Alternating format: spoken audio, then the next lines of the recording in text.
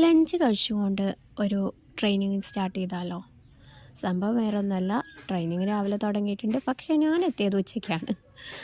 അപ്പോൾ ലഞ്ചൊക്കെ കഴിച്ച് ഞാൻ വന്ന പാടെ ലഞ്ച് കഴിച്ച് പിന്നീട് ക്ലാസ് അറ്റൻഡ് ചെയ്തു. ഫസ്റ്റ് സൈക്കോളജിയുടെ, ഞാൻ വന്നപ്പോൾ ഒരു സൈക്കോളജിയുടെ ക്ലാസ് ആയിരുന്നു. അടിപൊളിയായിരുന്നു, മാം നന്നായിട്ട് തന്നെ പ്രസൻറ്റ് ചെയ്തു.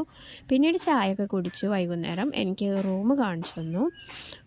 റൂമിനെ പറ്റി പറയുകയാണെങ്കിൽ കിട്ടു റൂമാണ്, ഒന്നും പറയാനില്ല, ഒരു കാര്യത്തിൽ പോലും കോംപ്രമൈസ് ചെയ്തിട്ടില്ല. നമുക്ക് എല്ലാ ഫെസിലിറ്റീസും അവിടെ അവൈലബിൾ ആയിരുന്നു. ഇനിയിപ്പോൾ നമുക്ക് സ്വന്തമായിട്ട് ചായ ഉണ്ടാക്കി കുടിക്കാനുള്ള അതിനുള്ള ഫെസിലിറ്റീസ് ഉണ്ട്. പിന്നെ ടോയ്ലറ്റിൻ്റെ സൗകര്യം പറയുകയാണെങ്കിൽ ഒന്നും പറയാനില്ല, നമുക്ക് ആവശ്യമുള്ള എല്ലാ സാധനങ്ങളും അവിടെ അവൈലബിൾ ആയിരുന്നു. പിന്നെ ഒരു റൂമിൽ 5 പേരായിരുന്നു, പക്ഷേ എങ്കിൽ പോലും അതിനുള്ള എല്ലാവിധ സൗകര്യങ്ങളും അവർ റെഡിയാക്കി തന്നിട്ടുണ്ടായിരുന്നു. അപ്പം ഞാനിവിടെ എന്തിനു പോയി, ഏത് വഴി പോയി എന്നുള്ളതൊക്കെ ചോദിക്കുകയാണെങ്കിൽ, കുടുംബശ്രീയുടെ FNHW എന്നുള്ള ഒരു പ്രോഗ്രാമിൻ്റെ ഭാഗമായിട്ടാണ് ഞാൻ ട്രെയിനിങ് അറ്റൻഡ് ചെയ്യാൻ പോയത്. 2 days ട്രെയിനിങ് ആയിരുന്നു. അപ്പോൾ 27 കയറി 28 ഈ 2 ദിവസങ്ങളിലായിരുന്നു ട്രെയിനിങ് വന്നിട്ടുണ്ടായിരുന്നത്. പിന്നെ ഇതെന്താണെന്ന് വെച്ച് കഴിഞ്ഞാൽ, നമ്മൾ ഭക്ഷണം, പോഷകം, ആരോഗ്യം ഈ കാര്യങ്ങളിലൊക്കെ ബോധവൽക്കരണ ക്ലാസ് ആയിരുന്നു. അപ്പോൾ വിവിധ സെക്ഷനിലായിട്ട് ഒരുപാട് RPമാർ നമുക്ക് ക്ലാസ് എടുത്തിട്ടുണ്ടായിരുന്നു. എല്ലാം നല്ല പൊസിഷനിലിരിക്കുന്ന ആൾക്കാരായിരുന്നു.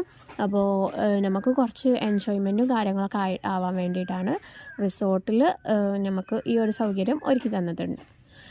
എല്ലാ മാസവും ഇതിൻ്റെ അണ്ടറിൽ എല്ലാ പഞ്ചായത്തിലും FNHW RPമാരുണ്ട്.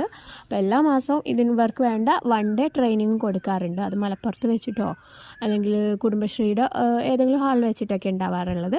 പക്ഷേ ഇപ്രാവശ്യം ഒന്നും കൂടി നമുക്ക് എൻജോയ്മെൻ്റ് ആക്കാൻ വേണ്ടിയിട്ട് റിസോർട്ടിൽ വെച്ചിട്ടായിരുന്നു പ്രോഗ്രാം.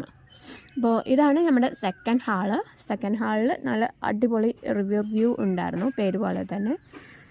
പിന്നെ ലാസ്റ്റ് ഓഫ് കോഴ്സ് എന്തായാലും ഒരു ഡപ്പാങ്കൂത്ത് നിർബന്ധമാണല്ലോ. അപ്പോൾ നമ്മുടെ ചേച്ചിമാരൊക്കെ നന്നായിട്ട് എൻജോയ് ചെയ്തു. എല്ലാവരും കുടുംബ പ്രാരാബ്ധമൊക്കെ ആയിട്ടിരിക്കുന്നതല്ലേ, ഇത്തരത്തിലുള്ള അവസരങ്ങളൊക്കെ അടിപൊളിയായിട്ട് മുതലാക്കി. രാത്രി ഡിന്നർ വന്നു.